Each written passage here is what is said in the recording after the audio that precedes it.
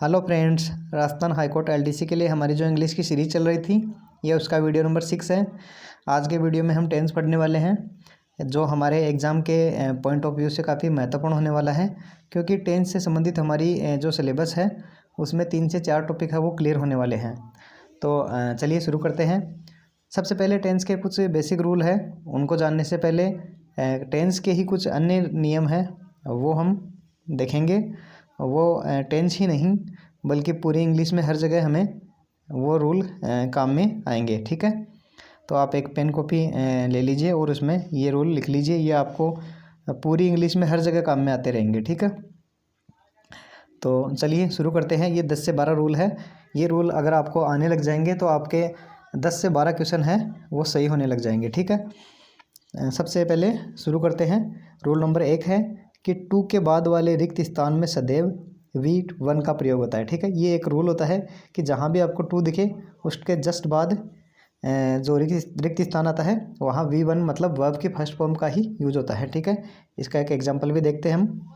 Ram came here to see his friend. ठीक है, तो यहाँ सी है उसका V1 ही रहेगा क्योंकि टू आ गया। टू के बाद में हमेशा वर्ब की फर्स्ट फॉर्म आती है। ये रूल हमेशा, ये शाश्वत सत्य है ये हमेशा कि टू के बाद में हमेशा वर्ब की फर्स्ट फॉर्म का ही यूज होता है। ठीक है, इसके अलावा एक दो रूल और है वो भी साथ साथ लिखते जाइए कि वो भी हमेशा फिक्स है। एक तो होता है मॉडल्स। ठीक है, मॉडल्स के बाद में भी हमेशा वर्ब की फर्स्ट फॉर्म का ही यूज़ होता है, चाहे वो कहीं भी आए, चाहे वो डायरेक्ट इनडायरेक्ट में आए, चाहे वो पैसिव वॉइस में आए, चाहे वो कहीं और कहीं आए। ठीक है, पूरी इंग्लिश में वो कहीं भी देखिए ये रूल हमेशा फिक्स है कि मॉडल्स के बाद में हमेशा वर्ब की फर्स्ट फॉर्म का यूज होता है।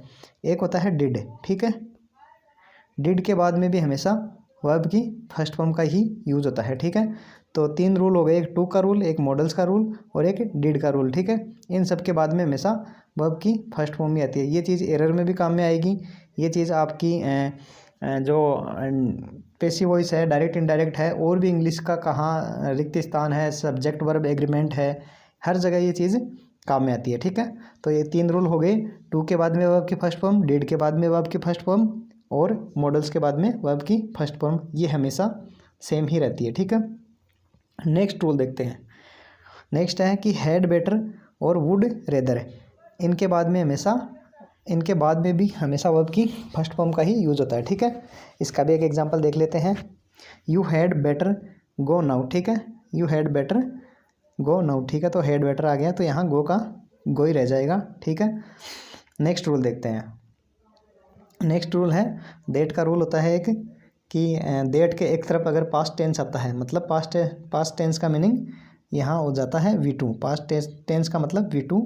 डेट के एक तरफ अगर V2 आए तो हमेशा डेट के दूसरी तरफ, ये तो V2 हो गया।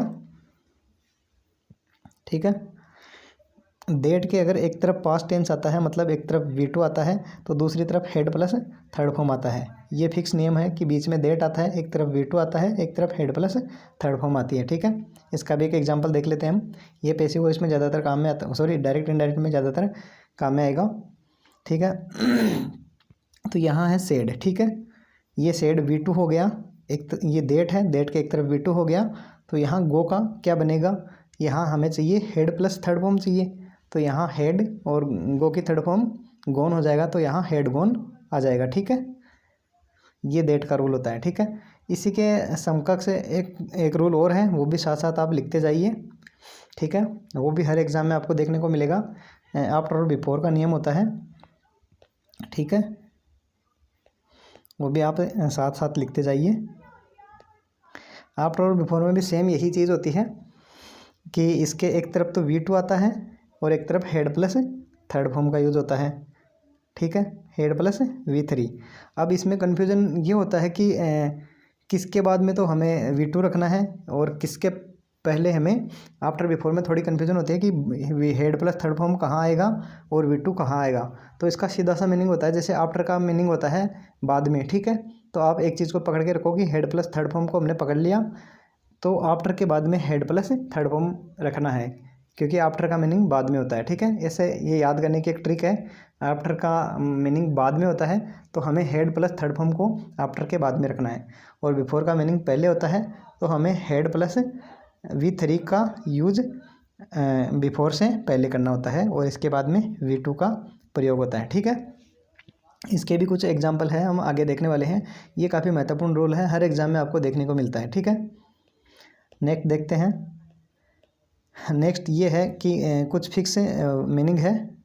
ठीक है, इनके जस्ट बाद में अगर आपको रिक्त स्थान दिखे तो वहाँ V1 प्लस ING का यूज होता है। ठीक है, तो बाई है, विदाउट है, फॉर है, आफ्टर है, बिफोर है, ऑफ है, ऑन है, इन है। ठीक है, इन शब्दों को एक बार नज़र पसा लीजिए इन पे।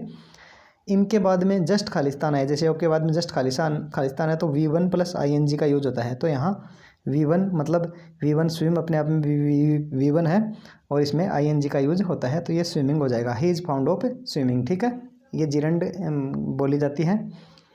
ठीक है, नेक्स्ट देखते हैं। नेक्स्ट है सकारात्मक इम्पेरेटिव सेंटेंस और नकारात्मक इम्पेरेटिव सेंटेंस। ठीक है, इम्पेरेटिव सेंटेंस का मतलब होता है जैसे कोई आज्ञा हो, कोई सलाह हो, कोई रिक्वेस्ट हो, ऐसा भाव अगर हमें प्रतीत होता है तो वो इम्पेरेटिव सेंटेंस होता है। तो इम्पेरेटिव सेंटेंस चाहे नेगेटिव हो चाहे पॉजिटिव हो, उसमें हमेशा वर्ब की फर्स्ट फॉर्म का ही यूज होता है। और एक चीज़ और, इम्पेरेटिव सेंटेंस कुछ ऐसे भी होते हैं जो वर्ब के फर्स्ट फॉर्म से शुरू होते हैं, जैसे ये वाला है, go for a walk daily. ठीक है, go for a walk daily. ठीक है, तो यहाँ ये गो है, ये फर्स्ट फॉर्म है, तो ये फर्स्ट फॉर्म ही रहेगी और ये फर्स्ट फॉर्म से शुरू हो रहा है, इसलिए ये इम्पेरेटिव सेंटेंस में काउंट होगा। ठीक है, एक ये है, ये नेगेटिव इम्पेरेटिव है, डोंट टेल ए लाई। ठीक है, डोंट टेल ए लाई। और ये प्लीज़ वाला इम्पेरेटिव सेंटेंस है, प्लीज़ पोस्ट दिस लेटर। ठीक है, तो पोस्ट है वो V1 है, तो ये V1 का V1 ही रहेगा। ठीक है, आप देख लीजिए जो भी आज्ञा वाले वाक्य हैं, एक्सक्लेमेटरी सेंटेंस है, इन सब चीज़ों में वर्ब की फर्स्ट फॉर्म का ही यूज होता है। ठीक है, ये रूल है, ये काफ़ी महत्वपूर्ण है। आप इनको एक दो बार देख लेंगे तो आपकी इंग्लिश है वो आपको खुद को कॉन्फिडेंस देगी कि हमें कुछ इंग्लिश में हमारा इम्प्रूव है वो देखने को मिला है। ठीक है, नेक्स्ट रूल देखते हैं। इम्पेरेटिव सेंटेंस के बाद अगर दूसरा वाक्य जारी रहता है, ठीक है, इम्पेरेटिव सेंटेंस के बाद अगर दूसरा वाक्य जारी रहता है तो उसमें क्या होता है, is am are plus ING का प्रयोग होता है। ठीक है, जैसे इसमें देखते हैं, नेक्स्ट नीचे वाला देखते हैं, please listen what he is telling. ठीक है, तो ये इज़ टेलिंग हो जाएगा। ठीक है, यहाँ इज़ टेलिंग इन्होंने कर रखा है, इज़ टेलिंग हो जाएगा क्योंकि ये प्लीज़ से शुरू हो रहा है, इसका मतलब ये इम्पेरेटिव सेंटेंस है और ये लिसन फर्स्ट फॉर्म है, तो ये इम्पेरेटिव सेंटेंस। और इसके बाद में अगर ये कंटिन्यू रहता है, ठीक है, ये आगे जारी रहता है, तो ये is am are plus ING इस वर्ब की जो है वो फॉर्म का यूज होता है। ठीक है, नेक्स्ट क्वेश्चन देखते हैं, नेक्स्ट रूल देखते हैं। बाई प्लस कर्ता दिया होने पर, ठीक है, ये जो कि पैसिव वॉइस में आता है, बाई प्लस कर्ता, यहाँ बाई प्लस करता है तो पैसिव वॉइस में जो क्रिया है वो पैसिव वॉइस में आती है। पैसिव वॉइस में मतलब थर्ड फॉर्म में आती है हमेशा। ठीक है, एक एग्जांपल देख लेते हैं, पेनिसिलियन डिस्कवर्ड बाई सर फ्लेमिंग। ठीक है, तो डिस्कवर्ड सेकंड फॉर्म है, तो इसका मतलब ये वाज प्लस थर्ड फॉर्म में आ जाएगी, तो वाज डिस्कवर्ड यहाँ हो जाएगा। ठीक है, नेक्स्ट क्वेश्चन देखते हैं। दो वाक्यों के बीच में अगर सिंस होता है, ठीक है, दो वाक्यों के बीच में अगर सिंस होता है तो उससे पहले has have been plus ING दिया होता है। ठीक है, अगर दो वाक्यों के बीच में सिंस है और उसके अगर सिंस के पहले has have been plus ING दिया होता है, तो सिंस के बाद में अगर हमें खालिस्तान दिया होता है तब तो हमें V2 वहाँ भरना होता है। ठीक है, और सिंस के पहले अगर खालिस्तान दिया होता है तो वहाँ has have been plus ING हमें करना होता है। ठीक है, एक एग्जांपल देख लेते हैं। ठीक है, ये सिंस आ गया। ठीक है, सिंस के पहले इन्होंने has have been plus ING लिख दिया, तो यहाँ क्या आएगा, यहाँ V2 का प्रयोग होता है। ठीक है, यहाँ गो का वेंट होगा। ठीक है, नेक्स्ट रूल देखते हैं, ये रूल भी काफ़ी इंपॉर्टेंट है। नेक्स्ट रूल देखते हैं, ये बिफोर का ही एक अलग रूल है। ठीक है, बिफोर के पहले अगर सिंपल प्रेजेंट टेंस होता है, ठीक है, तो बिफोर के बाद में भी सिंपल प्रेजेंट टेंस ही आता है। ठीक है, बिफोर और आफ्टर का, सॉरी, ये बिफोर का रूल होता है, इसमें एक सिंपल सा होता है कि बिफोर के पहले अगर सिंपल प्रेजेंट टेंस होता है तो उसके बाद में भी सिंपल प्रेजेंट टेंस ही आता है। ठीक है, तो यहाँ ये बिफोर है, इसके पहले ये वास है, वास V1 है, मतलब सिंपल प्रेजेंट टेंस है, तो इसके बाद में भी V1 का ही प्रयोग होता है, टेक का टेक ही रहता है, ये भी V1 और ये भी V1। ठीक है, नेक्स्ट देखते हैं। नेक्स्ट है when plus simple present tense. ठीक है। When plus simple present tense के बाद वाले उपवाक्य में फ्यूचर कंटिन्यूस का प्रयोग होता है। ठीक है। अगर वेहन आए, वाक्य के शुरुआत में वेहन आए और उसके साथ वर्ब की फर्स्ट फॉर्म आए, वर्ब की फर्स्ट फॉर्म या सिंपल प्रेजेंट टेंस। ठीक है। सिंपल प्रेजेंट टेंस का मतलब वर्ब की फर्स्ट फॉर्म होती है। ठीक है। तो ये वेहन आ गया और यहाँ ये कम्स वर्ब की फर्स्ट फॉर्म है। तो इसके बाद में इसने बोला कि जो आगे वाला उपवाक्य है वो फ्यूचर कंटिन्यूस में आता है। तो यहाँ कुक आ गया, तो इसका फ्यूचर होगा विल बी कुकिंग। ठीक है। फ्यूचर कंटिन्यूस में will shall be plus ING का यूज होता है। ठीक है। ये भी हम अभी थोड़ी देर में देखने वाले हैं किस टेंस की क्या पहचान होती है। ठीक है। वेहन का ये रूल होता है कि सिंपल रूल है। ठीक है। मॉडल्स का हमने देख लिया था कि मॉडल्स के बाद में हमेशा वर्ब की फर्स्ट फॉर्म आती है। मॉडल्स होते हैं can, could, may, might, would, should, ये मॉडल्स होते हैं। इनके बाद में हमेशा वर्ब की फर्स्ट फॉर्म का यूज होता है। ठीक है। एक एग्जांपल भी इसका देख लेते हैं। I can speak English. ठीक है। कैन मॉडल है तो स्पीक फर्स्ट फॉर्म है, तो ये फर्स्ट फॉर्म का फर्स्ट फॉर्म ही रहता है। तो आई कैन स्पीक इंग्लिश, ये स्पीक का स्पीक ही रहेगा। ठीक है। यही इसका करेक्ट होगा। ठीक है। नेक्स्ट रूल देखते हैं। ये रूल भी काफ़ी महत्वपूर्ण है, ये भी ज़्यादातर एग्जाम में हमें देखने को मिलता है। ये कंडीशनल सेंटेंस का रूल है। ठीक है। Present indefinite tense plus as if या एज दो दिया होने पर हमें क्या करना होता है, इसके जस्ट बाद वाले रिक्त स्थान पर वी टू या वर का प्रयोग किया जाता है। ठीक है। ये काफ़ी महत्वपूर्ण है। वर ही आता है, चाहे वहाँ सब्जेक्ट है वो प्लूरल हो या सिंगुलर हो, तो वहाँ वर का ही प्रयोग होता है। ठीक है। जैसे हम एक एग्जांपल देखते हैं। He runs as if he were a thief. ठीक है। तो ही तो वैसे तो है सिंगुलर के हिसाब से यहाँ वाज आना चाहिए, लेकिन यहाँ वर है। ठीक है। तो ये फिक्स है, यहाँ वर ही आएगा। ठीक है। या तो वी टू आएगी या वर आएगा, लेकिन हमेशा वर ही आता है, क्योंकि वी टू है वो वर है वो अपने आप में वी टू है। ठीक है। ये इज एम आर का वी टू है। ठीक है। तो ये तो कुछ रूल है जो आपको पूरी ग्रामर में काम में आने वाले हैं। इन रूलों को आप एक बार पढ़ लोगे तो आपकी इंग्लिश है वो काफ़ी इम्प्रूव हो जाएगी, और इसमें कोई ज़्यादा दिमाग लगाने वाली चीज़ नहीं है। आप इनको एक बार देख लीजिए। इसके अलावा अगर आपको ये पीडीएफ चाहिए, ये कोई बुक है मेरे पास, कोई ओल्ड बुक है, उसकी पीडीएफ है जिसमें पूरी ग्रामर है वो लगभग अच्छे तरीके से समझाई गई है। ये बुक प्राप्त करने के लिए आप मेरे को टेलीग्राम पे मैसेज कर सकते हो। वहाँ पे आपको लिंक में मिल जाएगा इस वीडियो के डिस्क्रिप्शन में, और वहाँ पे आपको मैं ये पीडीएफ उपलब्ध करा दूँगा, लेकिन इसके लिए आपको 20 रुपये चार्ज देना पड़ेगा। ठीक है। अगर किसी को चाहिए पीडीएफ तो मेरे को मैसेज कर लीजिए। अब हम जो टेंस है, टेंस के अन्य प्रकार के क्वेश्चन बनते हैं कि हम किस टेंस को किस प्रकार से पहचान सकते हैं, वो हम देखेंगे। ठीक है। तो टेंस को देखते हैं। तो देखो, टेंस को पहचानने के सिंपल से तरीके होते हैं। टेंस से आप पहले 3 पार्ट में बांट लीजिए, प्रेजेंट, पास्ट और फ्यूचर। ठीक है। प्रेजेंट, पास्ट और फ्यूचर आप 3 पार्ट में इसको बांट लीजिए। अब प्रेजेंट सिंपल या प्रेजेंट इंडेफिनिट। ठीक है। इसका सीधा सा रूल पहचानने का एक ही तरीका होता है। ठीक है। प्रेजेंट इंडेफिनिट या प्रेजेंट सिंपल टेंस को हम किस प्रकार पहचान सकते हैं, V1 का प्रयोग होता है। ठीक है। V1 वहाँ दिया जाता है हमें। अगर V1 नहीं मिले तो इज एम आर आपको मिलेगा, अकेला इज एम आर। ठीक है। इज एम आर के साथ अगर ING आ जाए तो वो प्रेजेंट कंटिन्यूस हो जाता है। ठीक है। लेकिन हमें या तो V1 दिखे या इज एम आर दिखे तो वो प्रेजेंट टेंस होता है। ठीक है। इसके अलावा V1 के साथ ऐसे येस भी आ सकता है, डू डज भी आ सकता है, ये एक ही चीज़ होती है। ठीक है। तो प्रेजेंट सिंपल टेंस को पहचानने का तरीका होता है या तो V1 या is am are plus only is am are. ठीक है। जैसे मैं एक एग्जांपल भी बताता हूँ, जैसे कि हनी इज स्वीट। ठीक है। हनी इज स्वीट, तो यहाँ इज आ गया। ठीक है। यहाँ इज आ गया, तो ये इज के हिसाब से ये प्रेजेंट सिंपल टेंस में चला जाएगा। ठीक है। तो हम देखते हैं कि कई हम पढ़ते आए हैं आज तक कि टेंस को पहचानने के लिए हिंदी में ता है, ती है या फिर चुका है, चुकी है, जो भी हिंदी में आपने आज तक पढ़ा होगा वो चीज़ हमें कम समझ में आती है। टेंस को पहचानने का यही सबसे उत्तम तरीका है। आप हिंदी हमें एग्ज़ाम में पेपर में देखने को नहीं मिलती। जो इंग्लिश का पेपर होता है उसमें हिंदी का एक भी वर्ड नहीं आता।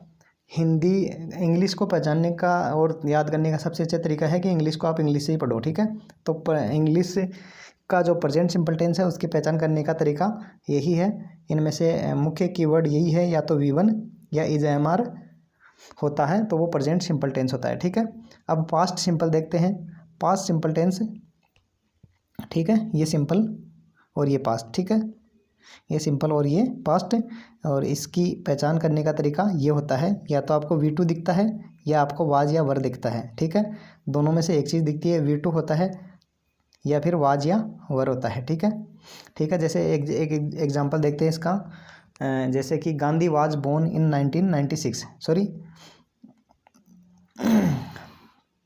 1869, ठीक है, गांधी जी का जन्म है वो 1896 में हुआ था, ठीक है। तो वाज आपको अकेला दिखे, वाज या वर दिखे या V2 दिखे, तो वो पास्ट सिंपल टेंस होता है, ठीक है। इसी के साथ अब प्रेजेंट कंटिन्यूस देखते हैं। प्रेजेंट कंटिन्यूस को पहचानने का तरीका होता है is am are plus ING, ठीक है। और इसी प्रकार से पास्ट कंटिन्यूस होता है। पास्ट कंटिन्यूस को पहचानने का तरीका वाज वर प्लस ING, ठीक है। अब हम परफेक्ट टेंस में चलते हैं। ये प्रेजेंट परफेक्ट है, ठीक है। प्रेजेंट परफेक्ट को पहचानने का तरीका होता है, उसमें हैज या हैव दिया जाता है, ठीक है, हैज हैव दिया जाता है, और पास्ट परफेक्ट में हैड दिया जाता है, ठीक है। अब एक रूल और होता है, हैज हैव और हैड के बाद में हमेशा वर्ब की थर्ड फॉर्म आती है। जो अभी आपने रूल लिखे हैं उनमें ये रूल भी लिख लीजिए, ये हमेशा चेंज नहीं होती, ये चीज़ें ये हमेशा फिक्स रहती है, ठीक है। हैज होता है, हैव होता है और हैड होता है, ठीक है। इनके बाद में हमेशा वर्ब की थर्ड फॉर्म आती है, चाहे किसी भी फॉर्म में रहो, किसी भी कंडीशन में रहो, ये तीनों को वर्ब की थर्ड फॉर्म की रिक्वायरमेंट होती है, तो होती है, ठीक है। तो present perfect has have plus verb की third form, past perfect had plus verb की थर्ड फॉर्म, ठीक है। नेक्स्ट देखते हैं प्रेजेंट परफेक्ट कंटिन्यूस, ठीक है। इसको पहचानने का तरीका क्या होता है, हैज हैव तो होता ही है, ठीक है, और परफेक्ट मतलब वर्ब की थर्ड फॉर्म, ठीक है, वर्ब की थर्ड फॉर्म बीन होती है और प्लस ING, ये कंटिन्यूस होता है, ठीक है। तो ये हो गया present perfect continuous, has have plus been plus ING, ठीक है। इसी प्रकार पास्ट परफेक्ट होता है, हैड केवल पास्ट में होता है, ठीक है। तो ये पास्ट परफेक्ट कंटिन्यूस हो गया, परफेक्ट मतलब थर्ड फॉर्म और कंटिन्यूस मतलब ING, ठीक है।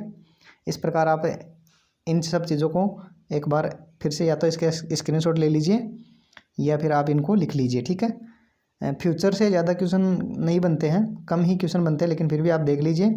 फ्यूचर सिंपल टेंस या फ्यूचर इंडेफिनिट टेंस होता है, उसमें विल या शेल होता है, ये भी नहीं है यहाँ पे, ठीक है। फ्यूचर सिंपल में विल या सेल होता है, और फ्यूचर कंटिन्यूस में will be plus shall be plus ING होता है, ठीक है। और फ्यूचर परफेक्ट टेंस में will shall have plus verb की थर्ड फॉर्म होती है, विल सेल, और हैव है जो हैव अपने साथ अपने आप ही V3 को रिक्वायर करता है, तो विल सेल प्लस हैव आता है इनके साथ, और ये फ्यूचर परफेक्ट टेंस होता है, ठीक है। इस प्रकार आप इंग्लिश टू इंग्लिश ही पढ़ो, आपको टेंस को पहचानने में यही चीज़ें सहायक होती है। आप एक बार इनका स्क्रीनशॉट ले लीजिए, और इससे संबंधित हम कुछ क्वेश्चन भी अब देखेंगे, ठीक है। ये कुछ क्वेश्चन हैं जो मैंने लिए हैं, ये कुछ एग्जामों में आए हुए हैं, ठीक है। इसको हम पहचानते हैं कि ये कौन सा टेंस है, ठीक है। आप बताइए, आप भी प्रयास कीजिए कि ये कौन सा टेंस का वाक्य होगा, ठीक है। व्हेन आई अराइव्ड, ठीक है, अराइव्ड सेकंड फॉर्म है ये, ठीक है। तो या तो ये पास्ट में हो सकता है, ठीक है। आगे देखते हैं, यहाँ हेड आ गया, ठीक है, और यहाँ लेफ्ट आ गया। हेड के साथ हमेशा थर्ड फॉर्म आती है, ठीक है। तो आप बताइए, देखिए ये किस टेंस में जाएगा, ठीक है।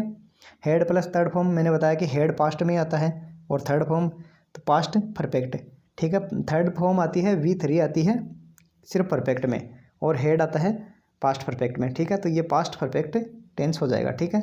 ये वाला होता है, ये पास्ट परफेक्ट टेंस हो जाएगा, ठीक है। इस प्रकार क्वेश्चन आएगा, हमें ऐसा सेंटेंस दे दिया जाएगा और हमें ये पूछा जाएगा कि ये कौन से टेंस का वाक्य है, ठीक है। नेक्स्ट क्वेश्चन देखते हैं, I hear you have just got married, ठीक है। तो हैज हैव किस में आता है, हैज हैव आता है प्रेजेंट परफेक्ट टेंस में, ठीक है। तो प्रेजेंट परफेक्ट में हैज हैव प्लस वर्ब की थर्ड फॉर्म आ गई, इसका मतलब ये प्रेजेंट परफेक्ट टेंस हो गया, ठीक है। ये कुछ क्वेश्चन हैं जो शायद किसी एग्जाम में आए हुए हैं। इसके अलावा हम और क्वेश्चन देखते हैं ताकि चीज़ें और ज़्यादा क्लियर हो सके। ये कुछ क्वेश्चन हैं जो पीछे के एग्जामों में आए हुए हैं, इनको हम सॉल्व करते हैं, ठीक है। आई सी ए फ्लैट स्ट्रेच ऑफ ग्राउंड, ठीक है। आई सी ए फ्लैट स्ट्रेच ऑफ ग्राउंड, तो ये सी है, ये V1 हो गया, तो V1 किस में चला जाता है, प्रेजेंट सिंपल में, ठीक है। तो ये प्रेजेंट सिंपल टेंस हो जाएगा। इसको प्रेजेंट इंडेफिनिट भी बोलते हैं या सिंपल प्रेजेंट भी बोलते हैं, ठीक है। नेक्स्ट क्वेश्चन देखते हैं। I get up early and eat my breakfast listening to the radio, ठीक है। तो इसमें थोड़ा कन्फ्यूजन की चीज़ ये है कि यहाँ लिसनिंग में ING दे रखा है, लेकिन ING से पहले हमें इज, एम, आर या वाज वर होता तो ये कंटिन्यूस होता, प्रेजेंट या पास्ट कंटिन्यूस होता। लेकिन यहाँ गेट अप, गेट है वो वर्ब की फर्स्ट फॉर्म है, और लिसनिंग है ये बिना is, am, are plus is, am, are और वाज वर के बिना है। इसका मतलब ये केवल V1 में ही काउंट होगा, और V1 वही प्रेजेंट सिंपल इसका करेक्ट आंसर हो जाएगा। अगर यहाँ लिसनिंग से पहले इज, एम, आर होता तो ये कंटिन्यूस टेंस में चला जाता, ठीक है। नेक्स्ट क्वेश्चन देखते हैं। द बाइबल सेज, ठीक है, the Bible says love of money is the root of evil, ठीक है। वैसे तो ये यूनिवर्सल ट्रुथ है और ये हमेशा प्रेजेंट सिंपल में होता है, लेकिन मैंने आपको बताया था कि अकेला इज आए, ठीक है, बिना ING फॉर्म के बिना अगर इज, एम, आर आता है तो वो प्रेजेंट सिंपल में ही होता है, ठीक है। तो ये भी प्रेजेंट सिंपल हो जाएगा, ठीक है। ये हमारा करेक्ट आंसर हो जाएगा। नेक्स्ट क्वेश्चन देखते हैं। हाँ, it was very cold night, ठीक है, it was very cold night. तो अभी जो रूल आपने पढ़े थे उसके हिसाब से आप आइडिया लगाइए कि किस टेंस में जाएगा। तो मैंने आपको बताया था कि वाज या वर आए और बिना ING फॉर्म के आए तो ये पास्ट टेंस में चला जाता है, तो ये पास्ट सिंपल इसका करेक्ट आंसर हो जाएगा। अकेला वाज वर आता है तो पास्ट सिंपल में जाता है। अगर इसके साथ प्लस ING होता तो ये पास्ट कंटिन्यूस हो जाता, ठीक है, लेकिन ING नहीं है, इसका मतलब ये पास्ट सिंपल ही होगा, ठीक है। नेक्स्ट क्वेश्चन देखते हैं। नेक्स्ट क्वेश्चन देखते हैं। ही वाज लुकिंग इल, ठीक है, तो यहाँ वाज भी है और प्लस ING भी है, तो इसका मतलब ये वाज तो पास्ट में ले जाता है और ING कंटिन्यूस में ले जाता है, तो ये हो जाता है पास्ट कंटिन्यूस टेंस, इसका करेक्ट आंसर हो जाएगा, ठीक है। इस प्रकार के क्वेश्चन हमें देखने को मिल सकते हैं एग्जाम में। हमें एक सेंटेंस दे दिया जाएगा और पूछा जाएगा ये कौन से टेंस में काउंट होगा, ठीक है। नेक्स्ट क्वेश्चन देखते हैं। I have noticed this trait in my actor, ठीक है, तो ये हैज़, हैव प्लस वर्ब की थर्ड फॉर्म किस में आती है, हैज़, हैव प्लस वर्ब की थर्ड फॉर्म आती है प्रेजेंट परफेक्ट टेंस में, ठीक है। तो ऑप्शन नंबर 3 इसका करेक्ट आंसर हो जाएगा, ठीक है। नेक्स्ट क्वेश्चन देखते हैं। The doctor had been working alone, ठीक है, हैड आ गया, बीन आ गया और वर्किंग आ गया। इसका मतलब हैड जाता है पास्ट में, ठीक है, तो ये कट जाता है, ठीक है। पास्ट सिंपल भी नहीं होगा क्योंकि हैड बीन आ गया, had been plus ING, past been का मतलब परफेक्ट और वर्किंग का मतलब कंटिन्यूस, तो पास्ट परफेक्ट कंटिन्यूस इसका करेक्ट आंसर हो जाएगा, ठीक है। नेक्स्ट क्वेश्चन देखते हैं। नेक्स्ट क्वेश्चन है। I have often criticised the standard of cleanliness in the trains in India, ठीक है। तो यहाँ हैव आ गया, ठीक है, और वर्ब की थर्ड फॉर्म आ गई, तो हैज़, हैव प्लस वर्ब की थर्ड फॉर्म किस में आती है, प्रेजेंट परफेक्ट टेंस में आती है, ठीक है। तो ये प्रेजेंट परफेक्ट टेंस हो गया। नेक्स्ट क्वेश्चन देखते हैं। I am feeling tense and my head is aching, ठीक है, तो ये एम प्लस ING आ गया और ये इज प्लस ING आ गया, तो is, am, are plus ING किस में आता है, प्रेजेंट कंटिन्यूस टेंस में आता है, तो प्रेजेंट कंटिन्यूस ऑप्शन नंबर 3 हमारा करेक्ट आंसर हो जाएगा, ठीक है। नेक्स्ट क्वेश्चन देखते हैं। अभी मैंने बताया था आपको कि हनी इज स्वीट, ठीक है, तो ये किस में आएगा, अकेला इज है, अगर यहाँ ING आता तो ये प्रेजेंट कंटिन्यूस में चला जाता, लेकिन केवल इज है, इसका मतलब ये प्रेजेंट सिंपल में है, ठीक है। तो प्रेजेंट सिंपल ऑप्शन नंबर 1 हमारा करेक्ट आंसर हो जाएगा, ठीक है। तो इस प्रकार के कुछ क्वेश्चन हैं हमें देखने को मिलेंगे टेंस पहचानने के, और हमारे सिलेबस में है कि सब्जेक्ट वर्ब एग्रीमेंट है, उसमें भी टेंस की ये जो रूल है ये काफ़ी काम में आने वाले हैं। तो आज के वीडियो में इतना ही। वीडियो अगर अच्छा लगे तो लाइक करो, शेयर करो, सब्सक्राइब करो और अपने मित्रों के साथ शेयर करो। ये मेरे पास जो PDF है प्रीवियस ईयर क्वेश्चन की, ये PDF भी आपको टेलीग्राम चैनल पे मिल जाएगी, ठीक है। वीडियो अगर अच्छा लगे तो आप वीडियो को लाइक ज़रूर करना। धन्यवाद।